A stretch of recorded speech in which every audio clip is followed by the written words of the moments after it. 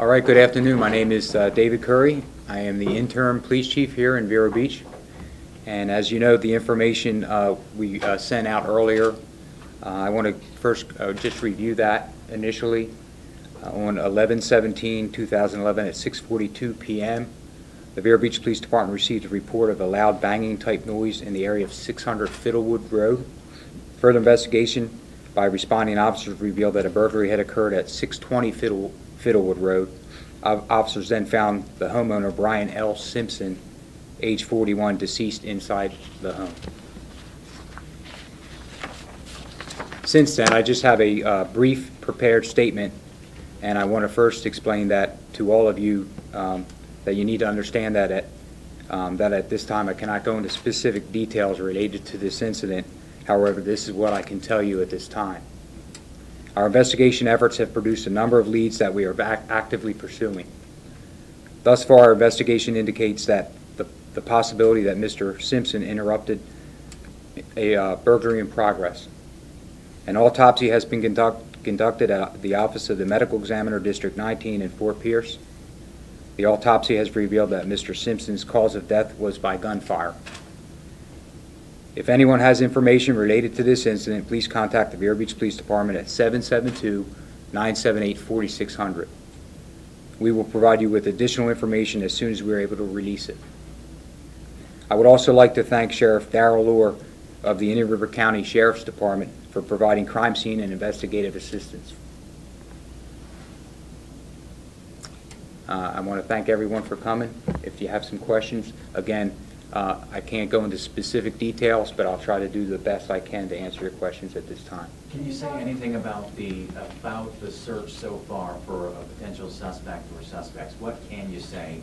What should people be looking out for? Should people be concerned that there is someone on the loose? Well, again, specifically, no. As far as suspects, we're following all the leads that are coming in at this time, and we're collecting evidence and waiting to see if they have any evidentiary value as well. But right now, specifically with suspects, no. Does it appear that this was random at this point? Do you know? Currently, we are not sure, but it very well may be, yes. Was anyone else in the home? No. Were there any other recent burglaries in that neighborhood? We've had some recent burglaries in the neighborhood, in the beach area there, but we're not so sure that they're related at this time. We're looking into that. Okay, and can you clarify, when you say recently, will that be days, weeks? Well, I can tell everyone here today that 2 weekends ago, we made an arrest on some car burglaries on the south beach area off of 17th Street Bridge by Point Lane and East Camino and West Camino del Rio. So we don't believe that they're necessarily related. Prior to that, we had some burglaries on the north portion of the beach, which would be even north of the Fiddlewood Road area. And we are actively investigating that as well. They're still open. Yeah, the top dive team for fire rescue was out this morning. Have they recovered anything?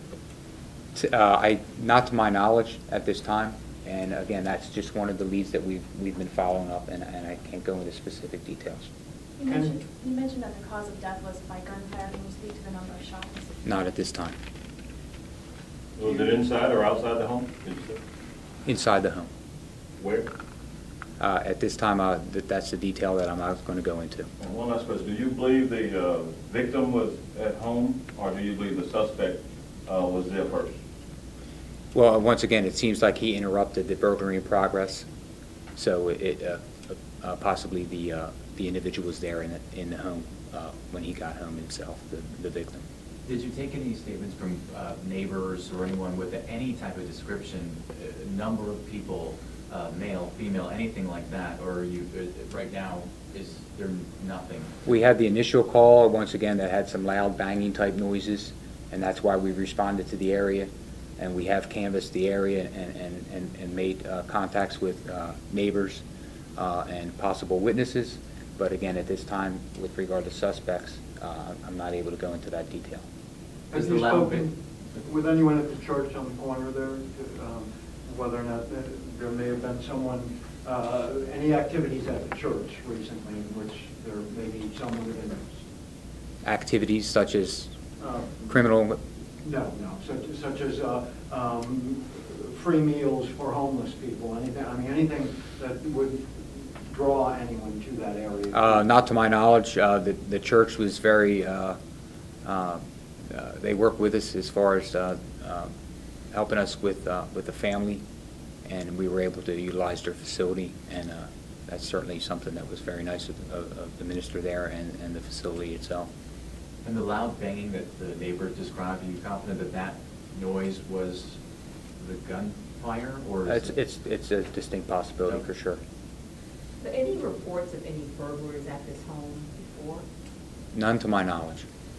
None to my knowledge. Have you had any other murders in that area before? It's been many years. I don't have a specific date, but I was trying to think about that last night, actually, when we were out there, and we had a domestic murder on the beach side. It's been many years, maybe 97, 96. I was actually a detective sergeant at the time. I just can't recall the specific year, but it was quite a number of years ago. Mr. Simpson have any children? I was here with the neighbors. Do you have kids? I'm sorry? Mr. Simpson, did he have children? That's what I was kind of hearing from some neighbors. He had a family? Yeah, he has a family. I'm not going to go into specific details with the family to respect their privacy at this time, but he has a family, yes. You mentioned this being a break-in in progress. Has there been any evidence to make you think that there was property actually removed from the home? We're not specifically sure. We're still at the crime scene. We're not specifically sure what, if anything, was removed. But, and again, we're actively working the crime scene as we speak. What would you tell just the residents here who are obviously paying attention to this story and are wondering if the person or persons responsible are still out there?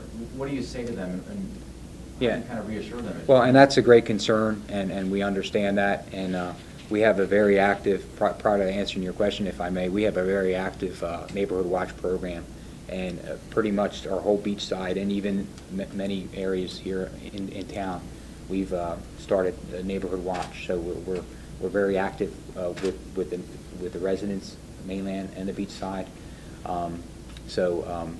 We always tell people, as you probably know, to always lock their homes, to lock their cars, to call us when they see something, not the next day, that kind of thing. Any suspicious activity, call us immediately and not delay.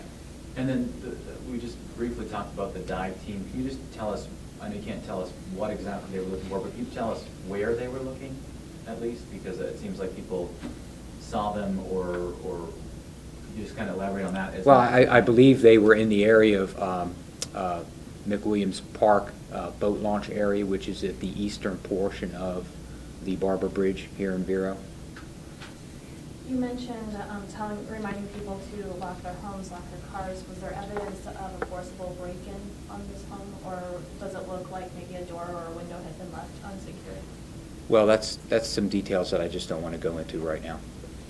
Again, when we're able to provide more information, we'll certainly do that. Chief, was this an unusual time of day for a burglary? Because for the ones we've written about before, they've either happened overnight or they've happened during the day when people were away at work or school. But for a burglary to happen, as it turns out, as someone was just arriving home, possibly from work, I'm not sure. But does the timing of this burglary strike folks? Well, anytime you're investigating any type of case, you want to looking at a time frame, and you look at it, the actual time itself, and do we think burglaries happen like late at night or early morning or something like that? Not necessarily, and we have to understand that it's only been a couple weeks now since daylight savings. I think it was November 6th, so it's dark. At 6:45 or around that time, it's pretty dark at that time. So we certainly look at the time, but that's not necessarily unusual. Are you confident you have enough evidence, or the guy leave enough, or whoever it is, leave enough evidence behind for you guys to? Well, we certainly hope so. And once again, we're there right now, and we're taking our time and being as thorough as we can in that regard. Is there any way that the area residents, citizens can help you in your investigation? Yes, they can, and again, we just spoke about it. If they see anything that's suspicious, to call us immediately, not delay. Any kind of information, if they hear anything, you know, sometimes we hear, oh, I didn't think much of it, or I didn't want to call you, I thought maybe it wasn't important enough. But anything that they may see or hear is important enough to us, and we'll follow it up. Just one last thing, you expect your investigators to be there overnight and throughout tonight? Well, it depends, but we were certainly there from 7:15 or so, if not earlier, until we're still there. So if we need to be there overnight, we'll certainly do that. Chief, have you spoken with any merchants or anyone? I mean, there's just a couple blocks from the beach there, and possibility of someone hanging around downtown.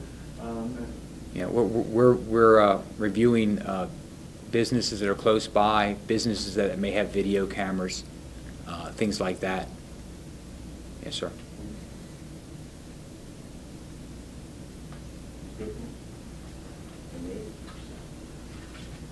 Thank you. We're all set? Thank you. All right, thanks everybody for coming. Any indication as